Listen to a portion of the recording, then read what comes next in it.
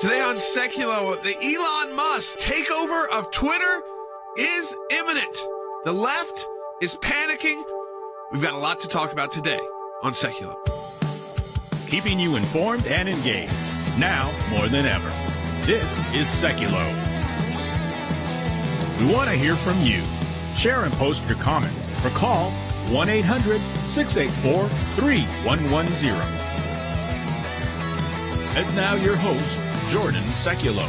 Well, we have some real breaking news as it develops, because you're getting more and more mainstream outlets and some of just the reporting services like Reuters coming right out and saying that Twitter is right on the edge. They're bored of accepting the Elon Musk purchase of Twitter for him to become the majority shareholder, 50% shareholder, and ultimately his plan, which is a more long-term plan, to take the service private. Now, we talk a lot lately about big tech censorship in the United States, but of course it affects the globe because these countries are international in their reach, and they could be a service for great things, for good things, for people to be able to speak out in places that are repressive governments.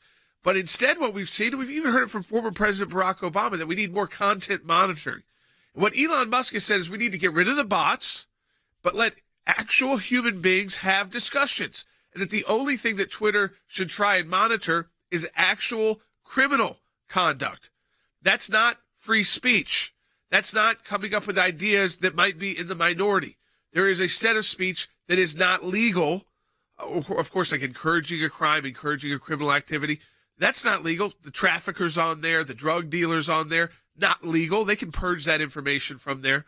But I think what we could see from this is, for the first time, one of the guys on our side when it comes to free speech taking over one of these platforms and having the opportunity to return it to what it's supposed to be about: the free exchange of ideas, the ability that you, again, and a lot of people are going to wonder, is Donald Trump going to be right back on? He will have to work through a process where we won't have all those details yet because of all their rules and all of their processes. But what I imagine is, and from Elon Musk's own words, is this censorship police is going to focus in on the bots that are there that are not real people. Yeah, they're very concerned. That should be kicked off. That's a big problem at Twitter. Probably a lot of the reason a lot of you aren't even using it now is that the bots start attacking, and it's like not even real people. You can tell from the language that it's not, the English is not their first language. But second, the real criminal bad actors, and allow a free speech zone. I keep saying over and over, speech is speech is speech. And these big tech companies, it is great news if this is going to happen, because it shifts the paradigm. It's not that we're all fighting Twitter, Facebook, Google because of YouTube and all of that, and Amazon. We now, because they've got the Washington Post and all those fact checkers, we now have got one of these platforms that is going to be more in line with where we are on speech. So, it's an interesting day because you've got the big news with Twitter nearing a deal to sell itself to Elon Musk's group. So that's very big news. And at the same time, the Supreme Court heard arguments this morning in another free speech case, this time involving a coach who gave a prayer at the 50-yard line of at the football stadium, and that was deemed to be a violation of the Establishment Clause, and taking it a step further, he gets fired for it. So we're going to have analysis on both. It's interesting because they're both really, Jordan, at the end of the day, they're both really free speech cases. It's about the freedom of speech and the marketplace of ideas. And it's interesting, in the school prayer case, the football game prayer case, one of the arguments is that a school doesn't endorse everything it fails to censor. And the big tech companies need to learn that same lesson. You don't have to censor everything you disagree with. And they have more legal protection from that than even a school district would, because of the Section 302 and all these tech provisions we put in place to let the internet flourish. So again, I want to take your calls on this. 1-800-684-3110. You're more likely to be involved on Twitter again if this purchase does go through as it's being reported. And if Elon Musk follows through on what he says he's going to do, which is to make this a true platform for free speech and the sharing of ideas. 1-800-684-3110 if you want to join us on air. That's 1-800-684-3110. We're in a matching challenge month, and we're concerned, and we work on all these issues involving your free speech rights at the ACLJ. Support us today at aclj.org. Double the impact your donation. That's aclj.org. We'll be right back. This is a conversation social media companies don't want you to hear. They are coming after the conservative viewpoint on social media. They're telling us what we can and cannot discuss in the new public forum. They were getting in the weeds, trying to get in the weeds on a complex matter involving abortion, rather than just letting us speak our view on the legislation to our own audience who signed up to get our information. We got one that said false information about a hearing we actually did. And then they took those down, but then said it was missing context. And we're the ones that did the hearing. I read right from the indictment, right from the document. And then they labeled it partly false. And then they started labeling other programs that we did that had nothing to do with it partly false. They did a lot of damage. They notified our members, our subscribers all over the country. Viewpoint discrimination is what's taking place right now. Classic viewpoint discrimination. You can hear one side of the debate. We're not going to let you hear the other side of the debate. The Democrat president is not banned from social media. The former Republican president is, and he might be a candidate again, and he's still banned at this point. The Ayatollah from Iran's not banned either. It affects our whole team at the ACLJ. It's not just me. They are right now playing a dancing game, hoping that what we put out doesn't get flagged because we're pro-life, because we're conservative, because we're pro-free speech. We're not backing down. And we're taking this head on. We're not afraid to call out Facebook. We're not afraid to call them out by name. And one of the ways you fight back is you support the work of the American Center for Law and Justice at ACLJ.org. We're in a matching challenge campaign right now. We encourage you to support our work, ACLJ.org. Any amount you donate to us this month, we get a matching gift for. We need your financial support. Donate today, ACLJ.org.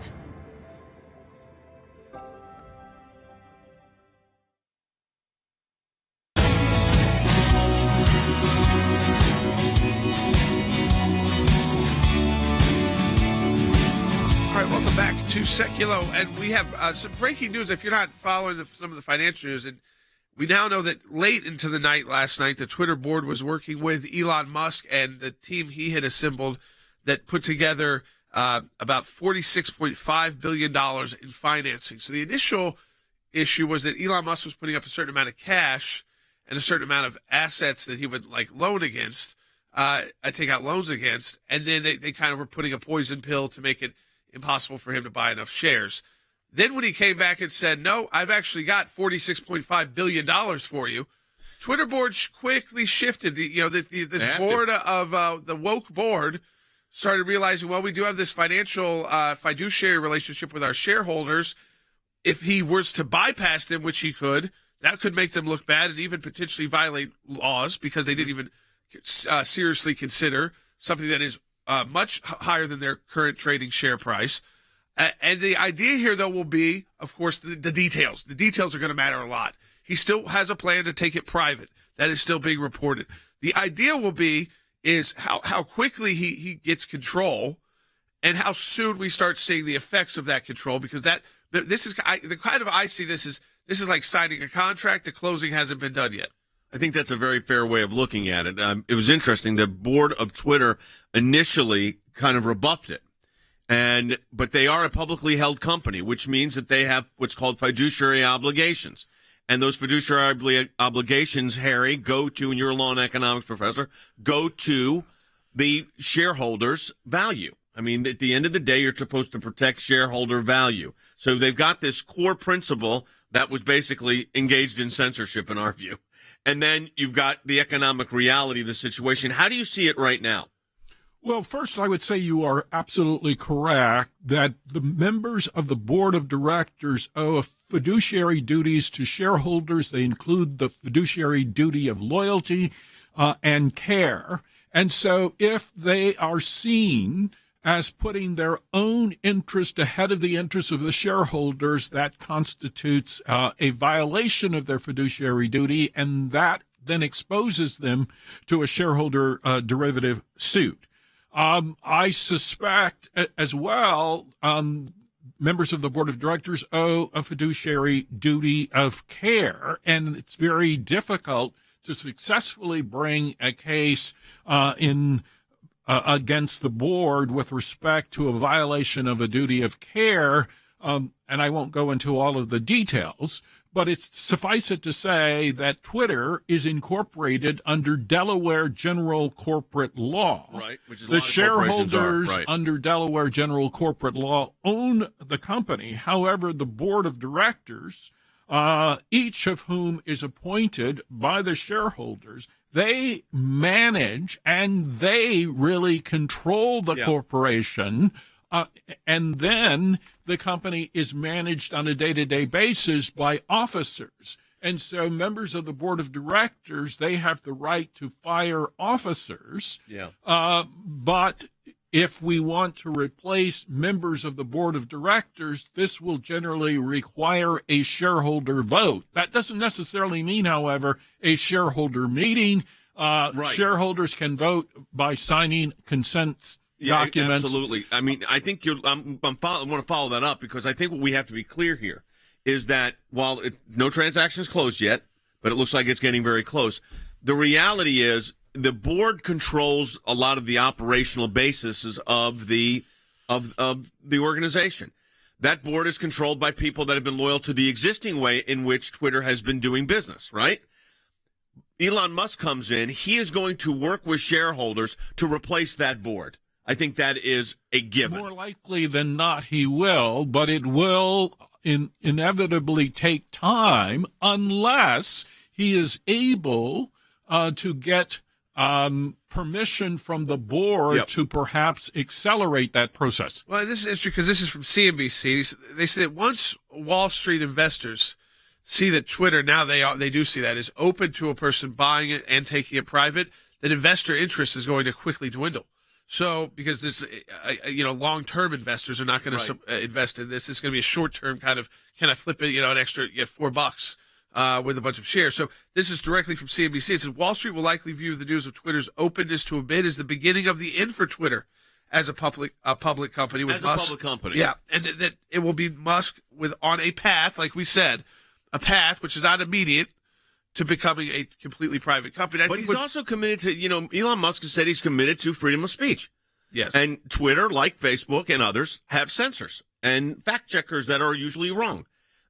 And the fact is that I think this will open up a more robust freedom of speech, which is better for everyone. I think the end of all of this for Twitter began is when the liberal media, owned by Jeff Bezos out of the Washington Post, started mocking Elon Musk taking over and saying, they're freaking out and they're so scared about that, when they work for the number 2 richest guy in the world. Maybe who's clearly mad he's no longer the number 1 richest guy in the world. I mean, Elon Musk has a very different personal life. He's not like a Bezos trying to be the richest guy in the world, but at the same time, they are definitely in competition. Oh, yeah. You look at the space programs, in competition. Amazon, what their services provide, Tesla, what they are able to do through the electric cars and being on the front line of that. But I have said this time and time again, for the conservative movement to go to the next level, to fight back against the Soroses of the world, the Jeff Bezoses of the world who own the Washington Post, we're going to have some billionaires on our side. They may not agree with us on everything, but what they will agree on is allowing our content, allowing us to be treated fairly when sharing our ideas. It'll be up to us to convince people to join our team. And that's fine with me. I'd prefer that. But now it looks like we do have some billionaires stepping up. We've seen Peter Thiel step up in Republican politics. We're seeing Elon Musk step up, put his money where his mouth is, on literally, free speech. So Harry, both, by the way, foreign guys coming from countries. Elon Musk left South Africa during apartheid, right? Because he did not want to be drafted into the all-white military, as he said, to oppress black people, right? And Peter Thiel, who was a German immigrant, his family. Right. So they both understand why it's so important to protect what America is, the freedom of speech. So the reason this is happening is because the threat on freedom of speech has been so significant as it relates to these social media platforms. So, Harry, Elon Musk is not just looking at this as a business opportunity. He's looking at it as a way to increase the ability of the free flow of information in the First Amendment. I think that's precisely correct, and I certainly welcome this particular development.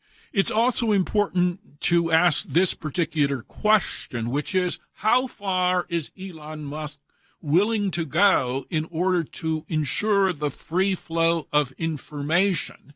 And so that will take some time, but certainly this is a welcome development. And it's very, very important to keep in mind that this will likely have a long-term effect on so-called mainstream media, because Twitter has followed a model which is basically pro-left-wing in terms of its agenda, and it's basically censored even moderate voices who happen to make a statement that Twitter's board of free speech review objects to. And so if you look at Twitter, it's possible, for instance, for the supreme leader of Iran to have a Twitter account and for the former president of the United States to be banned. It's absolutely bizarre, and I hope Elon Musk rebalances the scale. This could be a sea change in social media platforms. Yeah, and it's interesting, too, that CNBC reporting that they almost have to take the deal because their Thursday earnings are coming out. They have to report their earnings, and they're going to be down. Yeah, they're way down. Which Twitter has never had a good when it comes to actual profit. It's worth a lot. As you see, it's worth over $40 billion. But the actual turning it into a profit-making enterprise has been one of the platforms that had the toughest time doing that. So I think the idea of taking it private. We had a caller about that. Do we actually think that he's going to take it private? I mean, that's part of the deal. I don't think he signs a deal that doesn't allow him to at least start that process. Well, you can always take a company can go private. I mean, the shareholders can get together and buy the company. Precisely, and that is not dependent on this deal necessarily. Right. Yeah. So, look, this is big news. We're going to keep covering it and keep talking about it and what it means. In the next segment, we're going to talk about a big case at the Supreme Court today, also on free speech. A coach prays silently at the 50-yard line, and it literally becomes a federal case.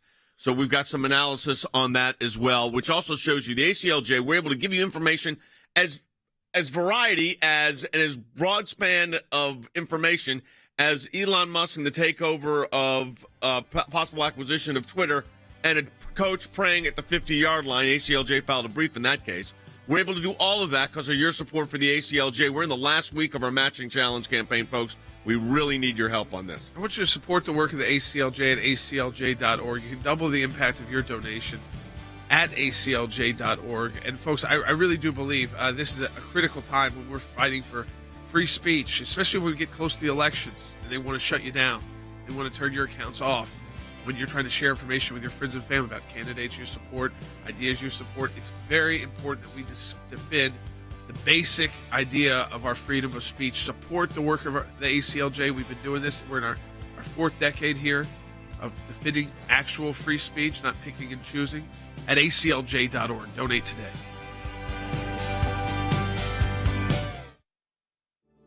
The voice of ACLJ members is central to everything we do at the ACLJ. We at the ACLJ are constantly advocating in really three main areas. We advocate in federal and state court. We advocate in the court of public opinion. We do that through media and other advocacy efforts, and we advocate in the halls of Congress. We use our members' voice through petitions in each of those three areas. In federal and state court, we will take the names of people who sign petitions on a given issue, and we will actually put them on an amicus brief that gets filed with federal or state court, showing the depth of support from our members on that issue.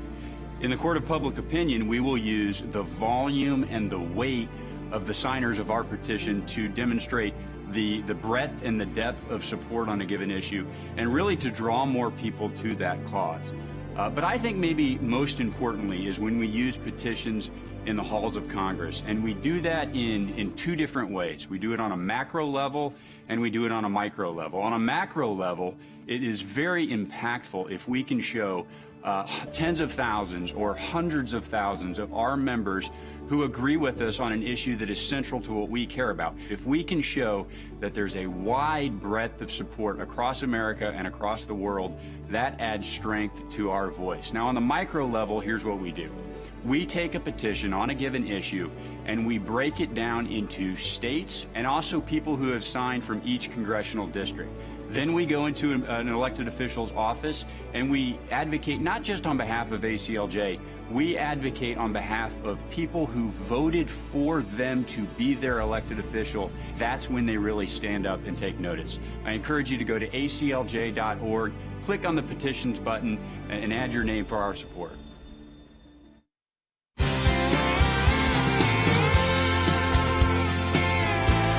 Welcome back to Sekulow. We're taking your calls as well at 1-800-684-3110. That's 1-800-684-3110. I'd love to hear from people's reactions. The left's freaking out about this Elon Musk news. But as conservatives, are you more likely to re-engage the platform? I think a lot of you, when Donald Trump got kicked off and you were getting banned on there and you couldn't share ideas or just thoughts without feeling like you might get censored, it's gotten pretty...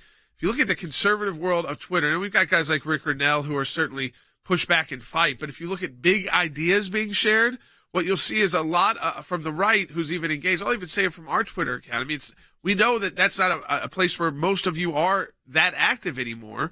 And you're always worrying about this line of, are we going to get everything kicked off because of what we say about a case, literally as attorneys. So I think this Elon Musk news is huge because remember, just a week ago, the media was reporting it's dead. Elon Musk is a joke. He's the richest guy in the world. They're still calling him, they're mocking him. And yet, what happens when you mock the richest guy in the world? He put up a plan. He put up a plan that's basically too good for them to walk. They have an obligation to the shareholders. Let's change gears a little bit here. We've got the major case was argued this morning at the Supreme Court of the United States involving a coach named Coach Kennedy.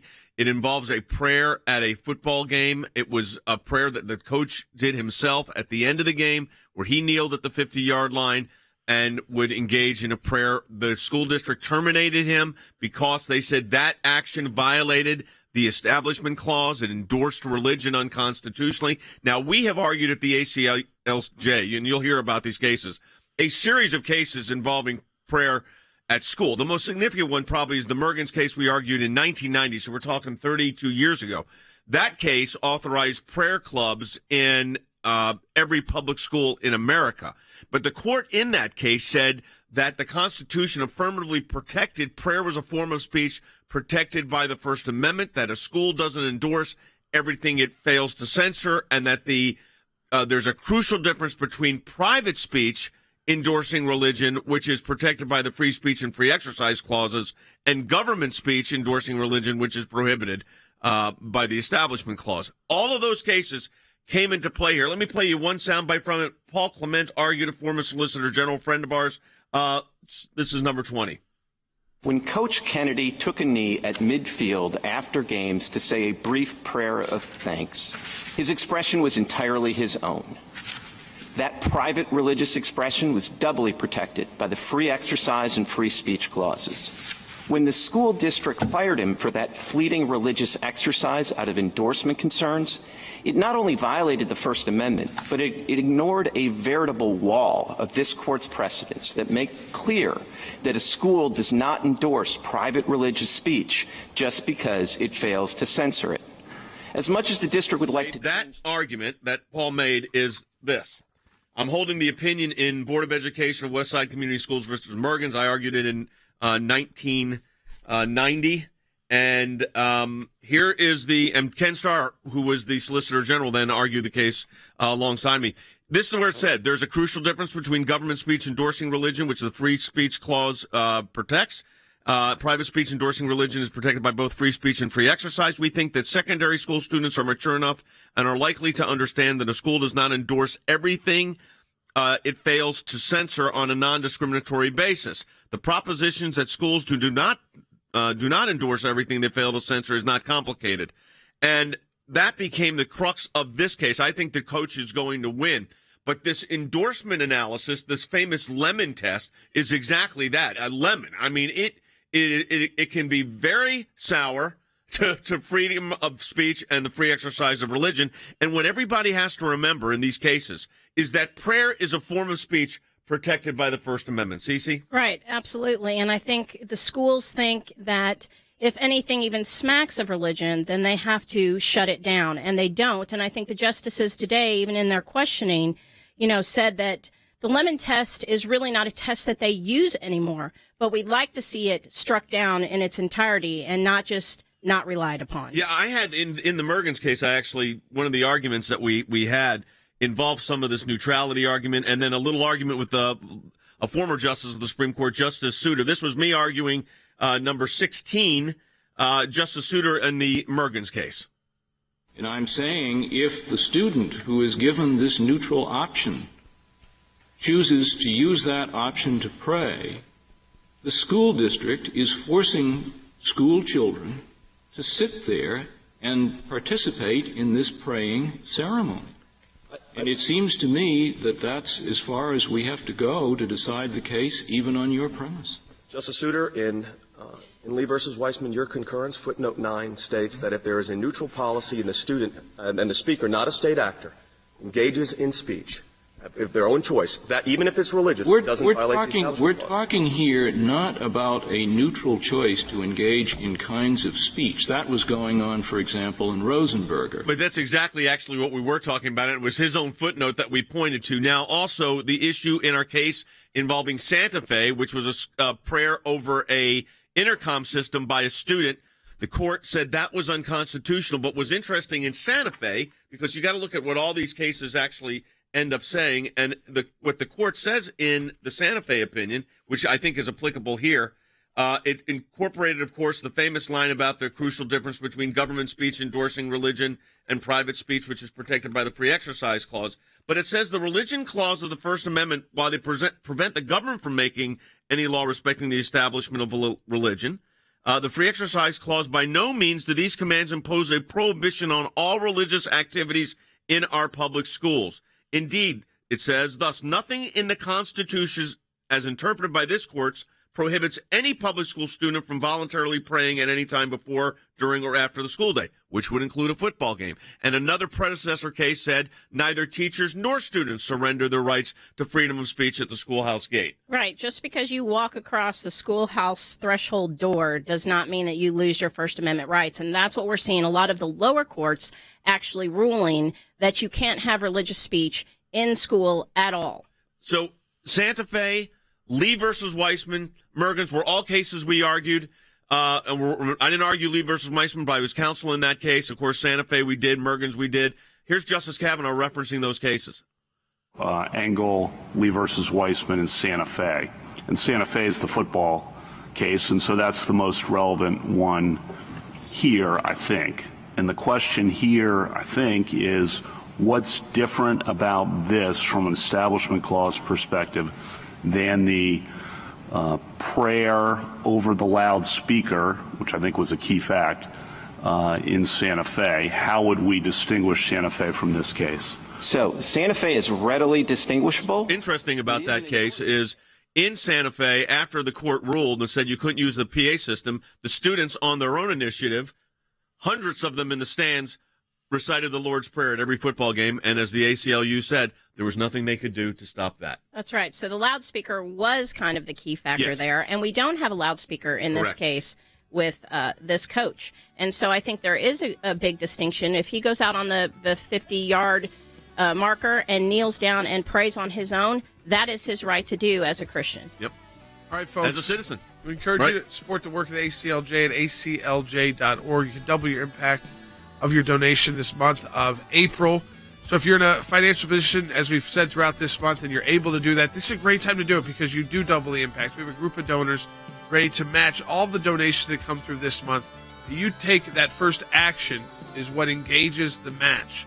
So if you donate today at aclj.org, let's say you donate $25, our donors are going to match that. A group of donors are going to match that with an additional $25. So it's like $50 to the ACLJ. It's up to you how far that matching challenge goes. Here's what I want to say to our ACLJ members, or for those of you that enjoy watching this broadcast. Whether it is going after the deep state, whether it is litigation that we're engaged in, whether it is defending the persecuted church and getting individuals out of prison because of their faith in other countries, whether it's training lawyers to fight for religious liberty, not just here in the United States, but around the globe, whether it is producing a daily, 5 days a week, 1-hour live television and radio broadcast heard on thousands of radio stations, on TV platforms, on social media platforms. Your support of the ACLJ enables us to do all of this. We want to encourage you to support the work of the ACLJ, and when you do that, you're supporting our production teams, our videos, whether it's that kind of production and other things that we are working on. The ACLJ is front and center on this. We're in a matching challenge campaign. Any amount you donate, we get a matching gift for. Go to ACLJ.org. Keeping you informed and engaged. Now more than ever. This is Sekulow. And now your host, Jordan Sekulow. All right, welcome back to Sekulow. So we have a big case argued at the Supreme Court this morning on, again, the idea of prayer. This time it's, again, a football coach after the game, 50-yard line, takes a knee, a pretty much silent prayer. Even if it's doing it out loud, you can't really hear it. If other members of the team gather, is that unconstitutional? That is still a constitutional crisis in our country. And so just a reminder that those issues are still not settled. And we work on them daily at the American Center for Law and Justice. But in the biggest news of speech today, because we don't exactly know how the court will come out on this case, the biggest news when it comes to speech worldwide today is that Twitter has done a complete about-face. So when Elon Musk initially came to Twitter, it was a mixture of cash and then assets that he would be able to take out loans on. Most of that was Tesla. Then they drop a poison pill, and everybody thought the deal was done. And Elon Musk was even talking about a plan B. What people Twitter didn't realize and the left didn't realize is his plan B was not to go and create another platform or buy an existing one and put more money into it. His plan B was to go to his friends, his venture capital friends, and put together a big cash offer. Well, now Twitter's got it at their doorstep, $46 billion. And that's more than he initially even said he would come to the table with, by $3 billion. And now it's being reported the exact opposite of last week, that they are in the final stages of accepting. They're working late into the morning hours today of accepting this offer, which ultimately the goal is to move Twitter from a publicly traded company to a private company. This, again, folks, are the new battles in speech. Yes. And it's going to take us having these billionaires, some of them, on our side. It can't just be all Soros, Bezos, Zuckerberg against us.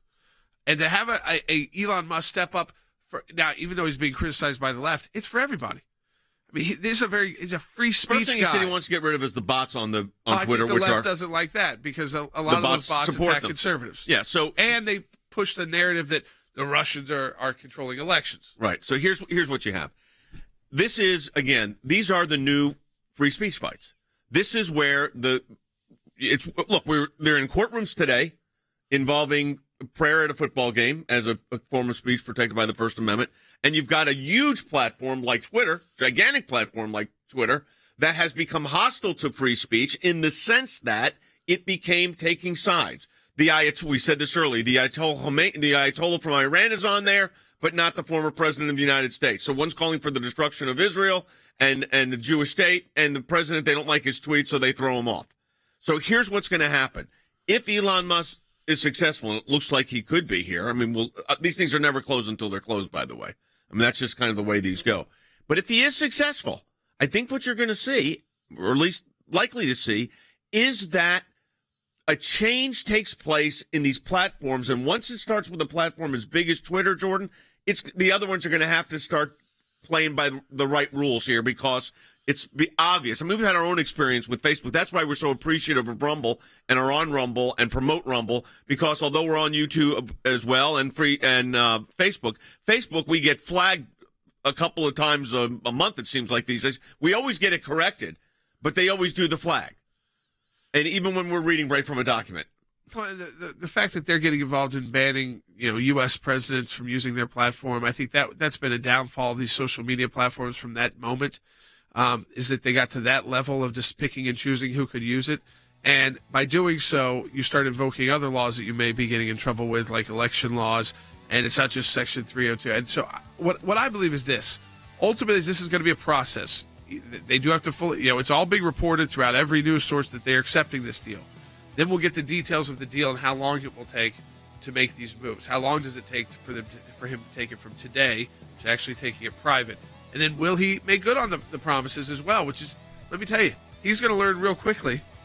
There's a bureaucracy there at Twitter, which is going to be just like a government, maybe even more hostile to implementing what he wants to do. So he's got to make sure he's got the power to get rid of the bad apples inside of these corporations. What I hope is that a lot of them just quit.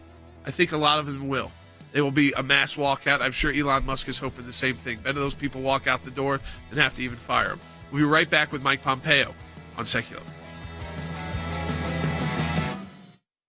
Twitter's board is reviewing a new proposal from Tesla and SpaceX CEO Elon Musk to buy the social networking site, and a deal could be announced as soon as today. The social networking behemoth in advanced talks to sell itself to Elon Musk after initially trying to fend off his takeover. According to the New York Times, Twitter's 11-member board negotiated with the world's richest man into the wee hours of the morning. They weren't able to find another buyer outside of Elon Musk to come in and be their so-called white knight and avoid all this drama that they would have to go through. I think it's a good thing because I think Elon Musk is an absolute flag bearer for free speech. Shareholders reportedly contacted the company over the weekend after Musk announced the financing plan, urging it not to miss the opportunity for a potential deal. Many question the sincerity of that bid, doubting that Musk would actually secure the capital needed to buy the company outright. Well, now Musk has apparently done just that. What this bid represents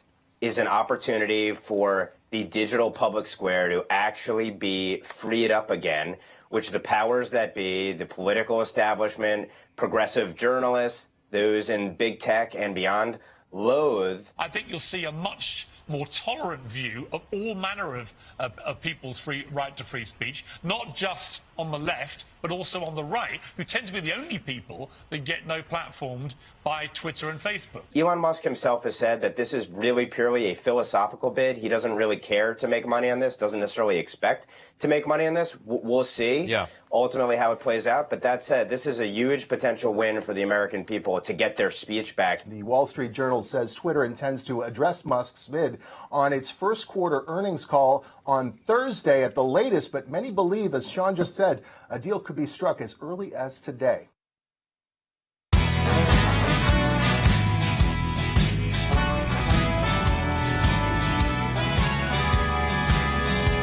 All right, welcome back to Sekulow. We're joined now by our senior counsel for global affairs, former Secretary of State Mike Pompeo. I want to jump into because we've got a couple of free speech news items. One on, again, the coach, and then the other on the Elon Musk news with Twitter. And I want to ask you, Secretary Pompeo, between the cases like the Supreme Court case and the resistance that we saw to Elon Musk from the left, and we had Washington Post journalists who were paid and owned by Jeff Bezos mocking Elon Musk on Twitter, which is an interesting move in itself. But it feels like the left, the Biden administration, we saw Barack Obama come out and say we need more content moderation. We keep hearing that from the left. Do you feel like they've had a moment where our speech has been nearly silenced online, or at least people are afraid to speak online? People left the platforms online, and now they're afraid that a move like this by Elon Musk, suddenly we're back online sharing our ideas, and you know what? Hey, a lot of people agree with us. Yes, Jordan, it shows their real fear. Their real fear isn't all the different voices. It is that when our voices are heard in every place, whether that's on Twitter, whether that's at a high school football game, whether that's in our churches, they know our arguments resonate with huge portions of the American people. And our ideas about our nation, our idea of America's exceptional country, our idea that we are not a racist nation, those ideas that frighten them. And so they resort to censorship. And we have seen that in myriad ways, not the least of which is taking a former president off of Twitter. But we've all seen it. We've all seen our Twitter accounts throttled. I've had folks who were following me kicked off the account.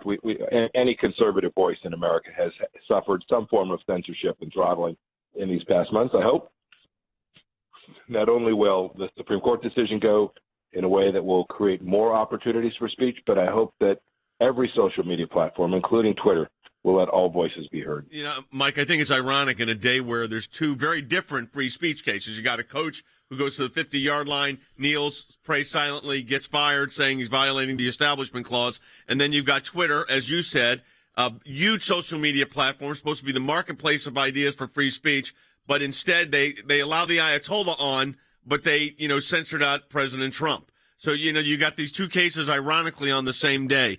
I want to talk to you about both, and on as it relates to the social media platforms and Twitter. What we're seeing is that this fighting for a marketplace of ideas, which used to be the whole idea of freedom of speech, and kind of how our country was founded, this idea of robust free speech you disagree with, you handle that with speech you agree with, and more speech is better. That's how you respond, and that's what these social media platforms were supposed to be, marketplaces of ideas. The censors got in and just shut that down. We used to call it classic viewpoint discrimination, which is what's going on. And then you've got a coach who simply kneels to pray silently, and they say, violating the Establishment Clause, even though the court, in a number of cases I argued, recognized that prayer is protected speech. So it's kind of ironic that of today, you have both of these issues that you have to fight for, very different venues, one in the Supreme Court, one in the corporate world, to keep free speech robust in America. It is pretty remarkable that they both bubble up in the same 24-hour period. You're right about different spaces, but the central idea is the same, right? The First Amendment covers them both. One says you have the right to exercise your religion in the way that you choose. That's what that football coach was doing. And by the way, doing it a very rational way, a very calm way, expressing his own personal viewpoint, to your point. And then you have this huge public marketplace that has taken voices from one viewpoint and driven them out. Jay, you know what we want. We want all of these voices to be heard. If Elon Musk gets this, I hope he makes sure that every lefty, communist, socialist voice gets heard too. Right? Bring it. Let's have this debate. Let's have this argument. Let's let all the voices be heard. Let them fact check our stories. Let them try and gaslight us. I think the American people can see, right? With the basic things we see with our eyes, we know, and this is what they fear, is that we will go into these media and we will speak the truth, and the world will come to see it as the truth, and their ideas will be rejected in the places that matter most, in our families, in our churches, in our central institutions.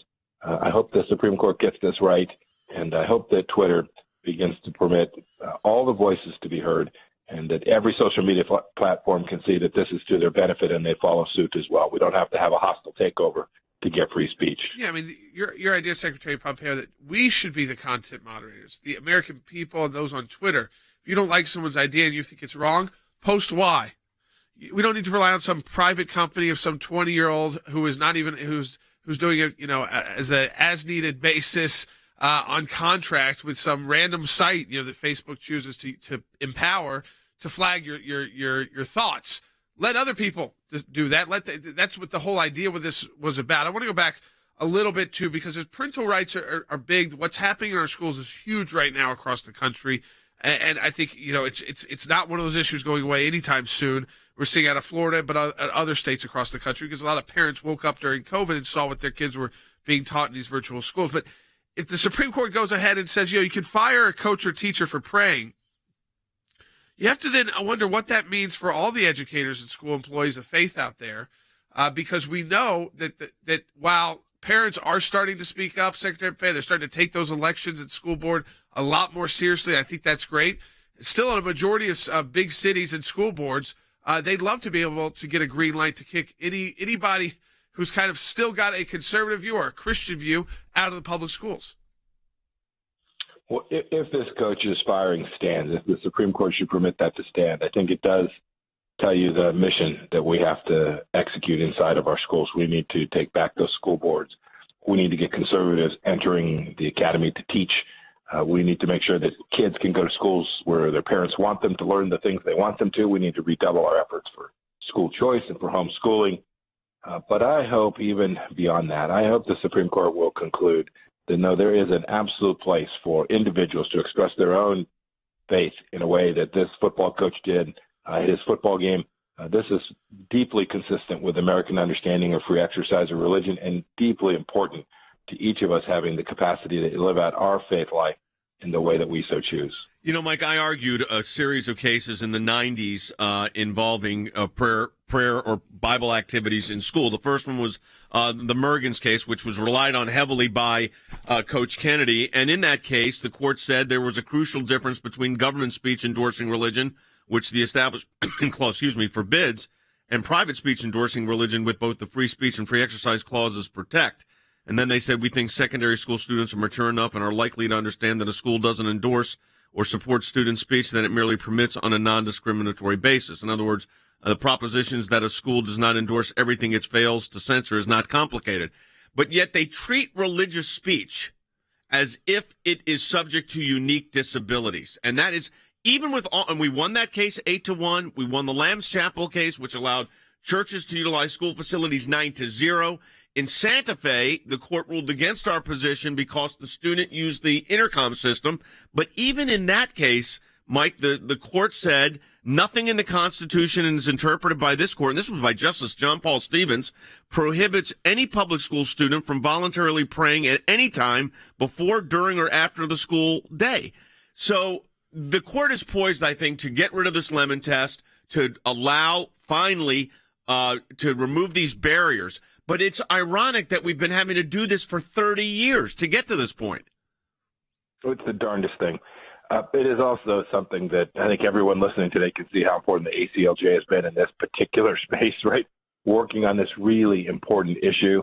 Jay, you fought this too. Lemon is a lemon. That court case ought to go. It should have been gotten rid of a long time ago. It lets progressive their own view, which is deeply anti-religious, on those of us who want to just do what you were describing, right? To pray at any time you want to yourself in a school. This is deeply consistent with who we are as Americans. I hope the court will use this today to try and, if not get rid of lemon, cabin it in ways that we don't have to continue to fight this for another decade and have huge dollars spent and people lose their jobs just standing up for the basic religious freedoms that we hold so dear here in the United States. You know, Secretary Pompeo, final question to you as well. This is, again, when we go back to the freedom of speech issue in our country, to me, and I think you said it correctly before, and I want to make it clear to everybody who's listening, anybody who clips this out, we stand for all free speech. We say bring it on. We're not afraid of the opposing view and not afraid of getting into tough conversations with the opposing view. They just have favored just shutting us down. They don't want to get into a back and forth with us on any platform, whether it's in person or online. Jordan, let's take a couple issues of the day. We get censored because we talk about the simple fact that men shouldn't compete in women's sports at the collegiate level. Yeah. We take a simple position that says whether it's biblical or biological, there's only two genders, right? Male and female, and that gets censored. It's because they know we're right. They're afraid that if those voices are heard, just speaking simple truth, that the craziness that they're trying to foist upon the American people will ultimately fail. I pray that this free speech opens up everywhere, and always when we do, I'm confident that we'll get another 250 great years here in the United States of America. Thank you, Secretary Pompeo. You know, the newest issue they're going to start flagging is climate change. Yes. So if you then supported American energy independence today, which would mean drilling oil, things climate change folks don't like, you get flagged just for saying that. So that's their new topic. They keep choosing topic, as Secretary Pompeo said, topic after topic after topic, where they can shut you down, remove you from the debate. Let's fight back aggressively. We've got people on our side now. We can fight this battle. We need your help. Support us at ACLJ. Make a donation today. That's aclj.org.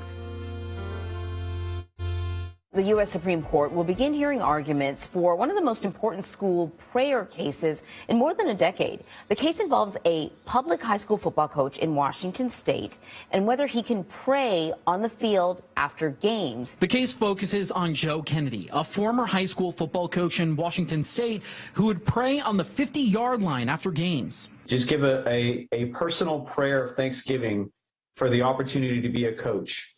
And for that, he lost his job. One of Coach Kennedy's attorneys, Mike Berry, says the school wrongfully fired Coach Kennedy over his personal private faith. Kennedy sued back in 2015, and a federal district court ruled in favor of the school.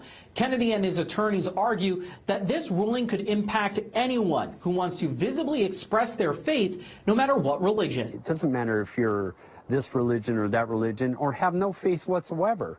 Everybody has the same rights in America. The school district says Kennedy's prayers violated constitutionally required directives, that he refrained from engaging in overt public religious displays on the football field while on duty. It came to the point where they said, if you were being able to be seen anywhere on the football field in prayer, then we're going to have to suspend you, and ultimately it ended my career. Lower courts following long-standing precedent sided with the school district, but now it's in the hands of the Supreme Court with a decision that could have major implications for public schools around the country. This case is going to answer how far teachers retain their constitutional rights. Do they maintain them in the school, in the cafeteria, out here on the football field? 2 federal courts have already ruled against the coach and in favor of the school district, but this 6-3 majority on the Supreme Court so far has ruled favorably for a lot of religious causes, so they may be poised, Adrian, to overturn some of those lower court rulings. Of course, we're not going to get a decision in this case until sometime later this summer.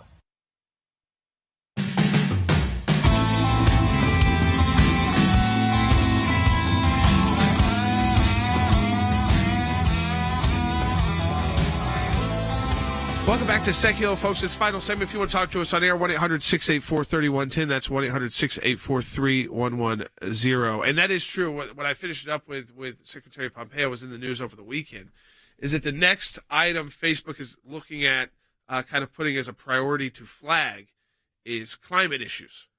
Now, again, you start so broadly with that, then do we as an organization support American energy independence and using lots of different ways to get there, but that would include, oil and gas, things like the Keystone Pipeline. Do you just get flagged now for supporting American energy independence or for supporting the Keystone Pipeline? Is that what's coming next from the fact checkers? Because that's basically what you're doing is you're going through a liberal wish list. It's not legislation they can get passed. And then you are cutting off the other side of the debate, which is a big part of our country. One by one by one. So you start on some of the issues that are more controversial, and then suddenly you're cutting off the debate on whether or not we should be doing more oil and gas exploration in the U.S.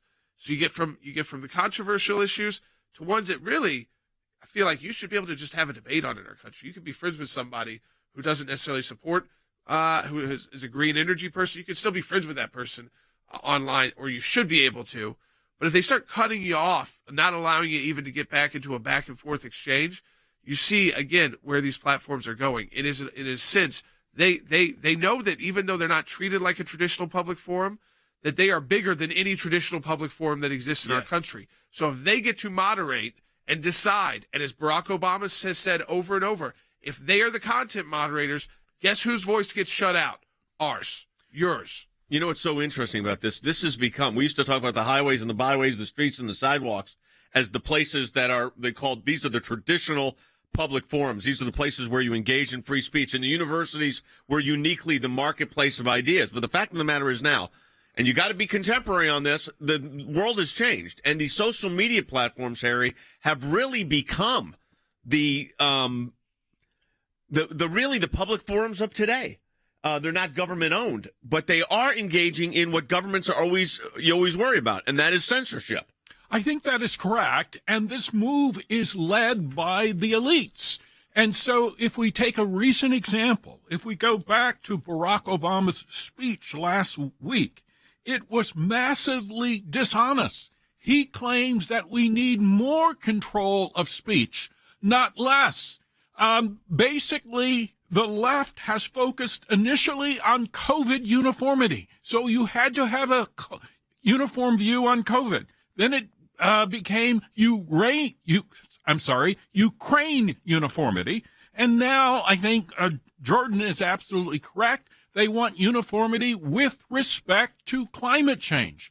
I think it is time for the American people to push back, because the left-wing approach is simply a campaign of misinformation on steroids.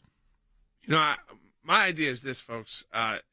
Speaking out, I'm not from like a young part of our generation, but certainly younger, where we were first to adapt to these new platforms and use them for political speech, political debate.